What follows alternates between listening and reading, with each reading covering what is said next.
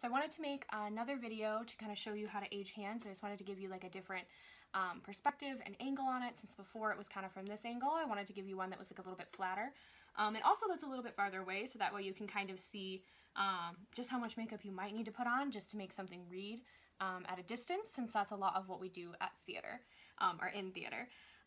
So what we're going to do is we're going to use cream makeup to do this. So I'm going to work with Krylon's Old Age wheel, which is a cream wheel, because I love to mix colors. And then I'm also going to use a little bit of Ben Nye's Misty Violet, which is another cream color. This is a really popular kind of like cool purple shade that a lot of people use in aging makeup. And then I'm also going to use this kind of like dark blue eyeliner for veining, and also this green eyeliner for veins as well. I'm going to use a fine pore stipple sponge because those are my favorite for trying to do fine texture. I usually only use the coarse ones when I'm doing injury makeup. And then I have a bunch of different brushes, and then I've got just like your typical cosmetic wedges. And one thing you can do with this, I like to rip them in half just so I have more sponges to work with. And two, sometimes it's nice to have this rougher edge, especially if you don't have a stipple sponge. You can pull this and make this look like a stipple sponge, and it'll give you that same texture without having to go out and buy something separate. So if you only have these regular cosmetic wedges, usually they're white, but mine are pink, you can make your own stipple sponges with these too if needed. So first things first, I just washed and sanitized my hands. If you're going to moisturize, I would do it well before you're going to put the makeup on, just because just like your face, if you don't let your moisturizers and primers soak in, it can be really hard to have the makeup adhere to that sometimes. So I don't have anything on it right now, just to make that easier. I'm not going to put any primers or anything. If you were doing like a heavy duty paint, you might want to put some kind of like a barrier cream or like a barrier foam on to protect your skin, but since this is just cream makeup and none of these are colors that really stain, I'm not super worried.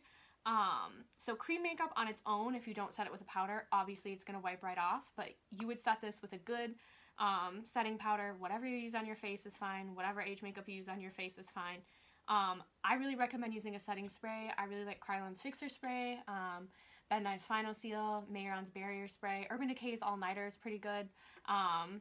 Using some kind of setting spray is really just going to seal everything in even better. The powder is what's really drying the makeup, but just giving it that final like shield that you give when you use a setting spray could really help, because especially your hands we're touching things, right? So these are high touch areas. You don't want it to wipe off on clothes. Don't want it to wipe off on other people or the set. Obviously, if you wash your hands, if it's like a 2-show day or you eat, go to the bathroom, whatever it is, you're going to need to touch it up. So I really recommend this is one of the last things you do in your makeup. I maybe would even say if you can get dressed before you do this, that's better. So that way you're not like pulling clothes over it and maybe pulling it back off. If you are in your costume, wear a cape, cover yourself with a towel, whatever you need to do, because you don't want to get makeup on your costume. I would not show up with rainbow nails like I have. I think it's easier if people just don't wear nail polish for shows, unless there's a polish that like your costume designer and director and wig and makeup person have all kind of decided is acceptable. This might work for your character, but if it doesn't, show up with your nail polish removed, have something to remove it with you, or if you are like the wardrobe person, or the wig and makeup designer, or the wig and makeup run person, whatever it may be, always have, and even stage managers I think have it too, have some nail polish remover on you and some kind of like cotton swabs or something to remove it, just so that you don't have to send somebody out with kind of a little too festive nails like I have. So the first thing I'm going to do, I actually think, so when I do typical age makeup, I like to put my shadows on first, but I think with hands it's actually easier to put on your highlights. So you could make like a fist, and anything that sticks up, that's the area that we want to make more prominent, and we kind of want to make it stand out more, and it's going to help them look bonier. So generally anything that's popping up here, we're going to highlight that, and then usually you just pull a highlight down the center of your finger and just kind of let it trail down. I'm only going to do my hand to about right here, just because I'm going to say that my costume designer has me in something that's going to cover me. Hopefully most of the time your hands will be covered. If they're not, hopefully you've at least got a sleeve.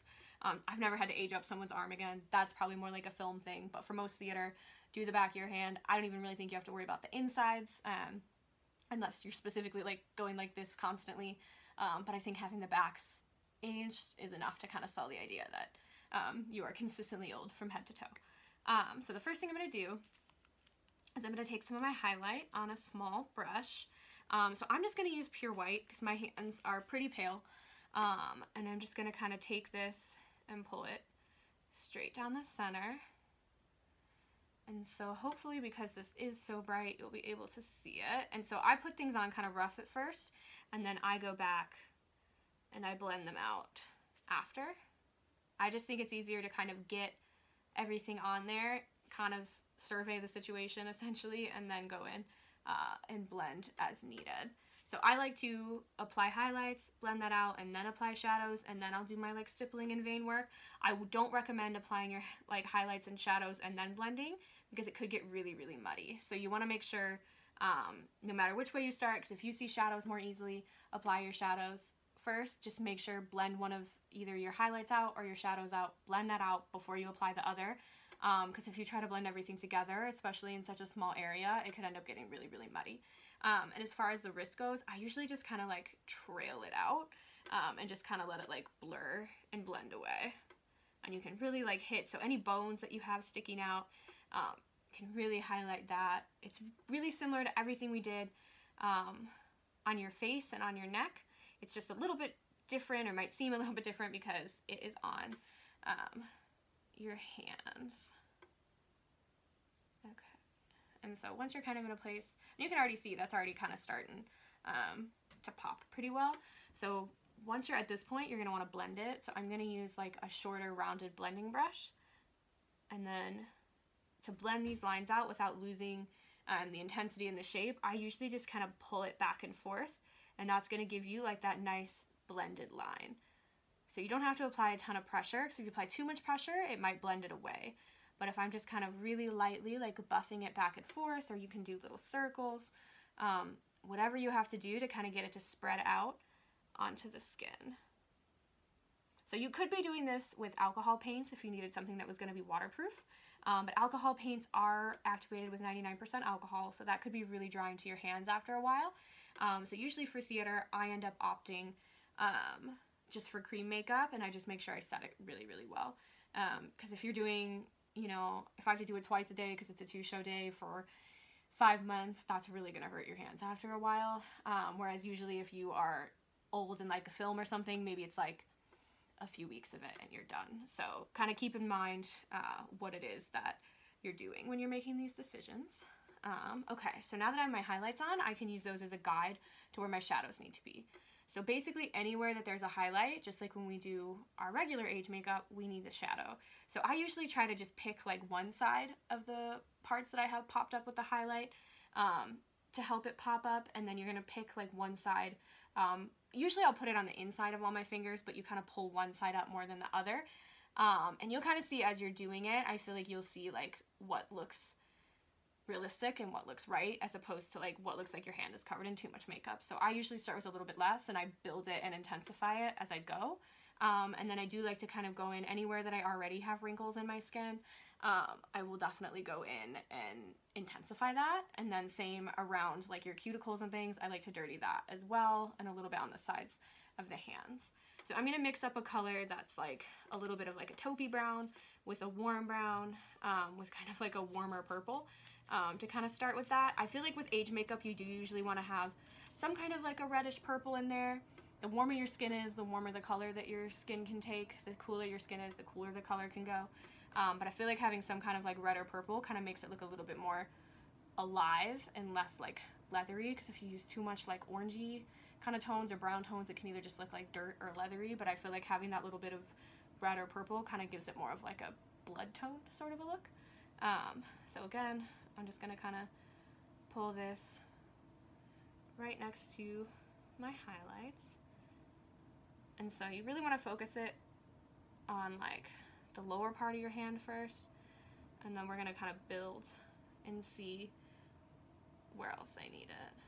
And so you can kind of see and you can feel in your hand, like kind of wherever your hand already kind of dips in, like down here it dips in a little bit, so I know that I want to emphasize that. So anything that you want to pull back in is what you want to shade more. And then just for consistency, like I said, I'll usually shade the sides a little bit, and then I want to go into the insides of my fingers. So if you know that you have to use like a custom shade for someone, you can like pre-mix that beforehand, so that you don't have to mix it kind of as you're going. But I I feel like it's hard to just find one perfect color that will work for aging. I always like to mix colors to help it look most realistic for whoever it is that I'm working on, but you can certainly just use one color and not have to mix everything. So you can kind of see I have everything applied on the inside of my hands, really rough, but just to start with, that'll kind of give me a good guide for how much I'm gonna need when I'm doing this. And so you kind of just have to like flex your hand in different ways to get all your different wrinkles to kind of show up. And usually around the nails, I just really like kind of just go over the top of my nail really rough, just to kind of help it age it. And then again, anywhere that I have any kind of wrinkling or a really intense highlight, I want to make sure that I have a shadow to kind of like set that off. So this is kind of where we're at without any kind of blending. So now we're going to go in and kind of buff this and blend it so that we can get it looking a little bit more realistic and a little bit more natural. And so again, you can kind of just like do little circles to kind of blend the two together, but again, I'm blending them separately, I'm not blending them together. So if I have to go in and add more highlight, I'm gonna make sure that I blend that before I put more shadow with it, or that I finish blending all my shadows first, just so that I don't make it too muddy. And again, I'm just using, this is technically just like a blending eyeshadow brush, but I'm just kind of going in with that. You could definitely use sponges for this. It's kind of whatever you want. I feel like I don't know, sometimes I use a sponge to do it, sometimes I use a brush. I think it's just kind of like whatever is near me a lot of the times. But really you could definitely do this with just a sponge if you don't have a ton of brushes or anything. You really don't need anything fancy to try to do this. And so you can see I kind of just like blend everything all together. That's why I said like hands, I think you can age hands really, really quickly. If you need to, I think you just kind of have to do it enough to like get the point across. So you can see even just like next to my other hand, even though I know my lighting is not the best, you can definitely tell this hand is a little bit younger than what we've got going on here. And so if I look at this and I'm like, okay, I definitely need, you know, I gotta amp up my highlight in a couple of places. So let me kind of do that. Because it's when the two work together that we're really going to be able to see a lot of depth created. So the stronger the contrast you have, the better the effect is going to be overall. And then again, once I have this all fighted, I'm just going to buff it all in. And again, even though I'm using like pure white, once it's all buffed into the skin, it's really not that intense or that big of a deal. And even you can see like I'm pretty far away right now, but it's really not even, it's not as bright as it might seem. So sometimes when we're doing age makeup, I feel like the colors you have to use seem really extreme, but in the context of how they're going to be seen, it's just kind of what you have to do sometimes. Okay, so you can see we're pretty good. I think we could definitely shade it a little bit more. So I'm going to come in with a little bit of the misty violet color and a little bit of this warmer purple, and I'm actually going to go and kind of intensify some of these shadows a little bit, just so that I can make it really, really read. Misty violet is a really great color. It is like, if you are an artist working, I recommend kind of having this in your kit. It works great on a lot of skin tones. You can use it to kind of contour sometimes, just for regular makeup. It works for age makeup. A little bit goes a long way though, so you don't want to do anything that's like too intense with it, because it is very pigmented and it is a very like rich color. But I think having a color like this can really help your makeup not just look like your hands are dirty, and it can really help kind of give that aged effect, because I feel like this kind of a like purple tone is kind of like when our skin starts to thin out on our hands. I feel like this is sort of like a common tone that you see in a lot of skin tones. And then also just using a color that's this deep, kind of like to begin with, it'll really it'll give you that contrast really quickly. If you need it to happen quickly and you don't have more than like 2 minutes to, you know, like shade and do somebody's hand aging, then having a good, like, strong contrast between whatever it is that you're doing the wrinkles with and whatever it is that you're doing the highlights with is what's going to get you there fastest. If somebody is fair and I only have a few minutes, I would probably just shade it and let them go. And if somebody was a lot deeper than what I am, then I would probably just highlight and then let them go. So there are ways that you can make it a shorter process if you need to, because you can kind of work with what somebody's own skin tone is. Like for somebody who's fair like me, I could just use my own skin tone as the highlight if I had to, and somebody who's deeper could use their own skin tone as the shadow if they have to. So in theater, we're kind of always looking for ways, I feel like, to cut corners. So once you kind of have everything on there, you're going to want to take just one of your sponges. This is just like, you don't have to do this, but this is just a way to kind of help kind of blend and blur any hard edges together that you might have. So if we kind of look at my two hands together, we can definitely see that one looks a lot older than the other. So to kind of like help make this look a little bit more unique and just a little bit more like customized, I'm going to start adding in some veins. You could certainly powder this down, call it quits, but I'm also just going to add in a little bit of veining. Veins are a little tricky.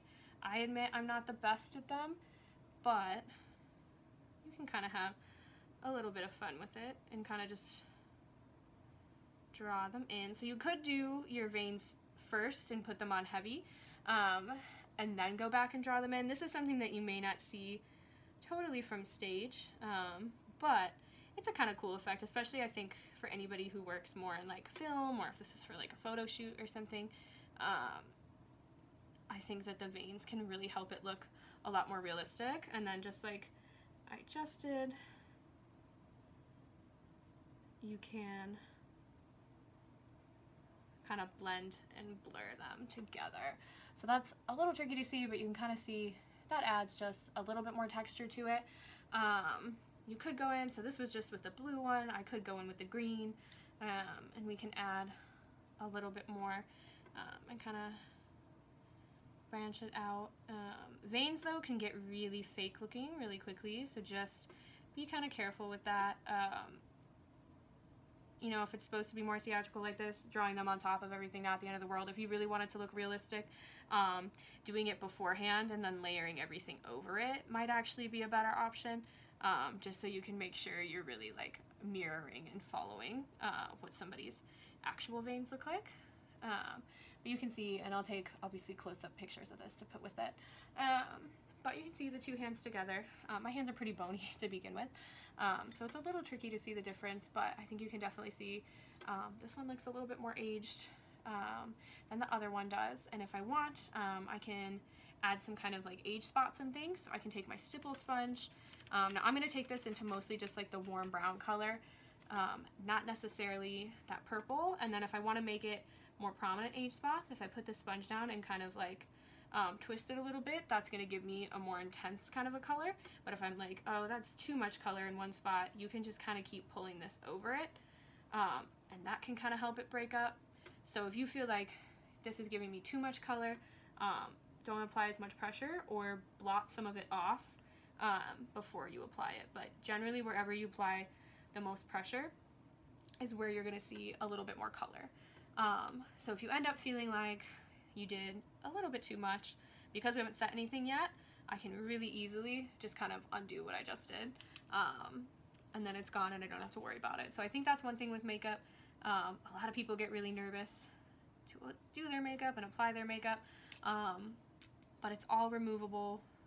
Even if you set it, you can always start over and take it back off. So that's something that's really important to always kind of keep in mind. One, I can add sort of just like a warm color to it. So you could use like a liner and draw in really specific age spots. If you're going to be really far away, that might be better. If you're looking for like a subtle color breakup, using a stipple sponge to do it is always a favorite of mine. It's one of these things that can look a little bit weird up close, but I feel like once you photograph it, having this nice little color breakup is good. Or if you even feel like if you made something too intense, you can go over it with like a foundation, and that'll really knock everything down too. So at this point, we would kind of just do like final evaluation. If we're like, oh, I gotta bump this highlight back up, I stippled too much, and like, great, maybe I need a little bit more here. blur and blend everything together. And then your final step would be to liberally apply your setting powder and really make sure that you are covering every part that has any kind of makeup. So if anything got to the front of your hand, even if you didn't do the front of your hand, make sure that you put setting powder there, because this is incredibly oily without my setting powder on it. So please, please, please don't forget to do that, because it is imperative that this makeup stays on. This is also one of those things you can see as I'm sitting here still doing this, that you could probably do forever, but eventually you do have to kind of call it. And I think that's one of the hardest things when you're doing a lot of like makeup effects and things, is not knowing how much to do. But really, as long as you have some kind of shading on your hand, you pop some highlights if you can, you're going to be in a good place with your age makeup. And it's a little hard to see, but I think you can see. So we've got a really nice smooth young hand as opposed to this one, and I'll make sure that I post this, like the little like thumbnail photo of it, what this looks like completed. But there's certainly a lot more shading on this. There's the veining, and yeah, so from a distance you can definitely see that this one has a little bit more shading. It's not going to be tons of detail people are going to pick up from far away, but hopefully just that little bit of shading and highlighting and color breakup and veining will give them the general idea that your hand is supposed to be aged. So hopefully this draws a little bit more attention to exactly what you need to be doing for age makeup. Don't forget to set it. Obviously I'm not going to do that now because I'm just going to remove it in a second, but you want to make sure liberally set it with setting powder, probably more setting powder than you think you need to use. If you have to bump up color after that, bump it up, set again, and then spray it down with setting spray so that it really stays on. But hopefully this makes aging hands make a little bit more sense.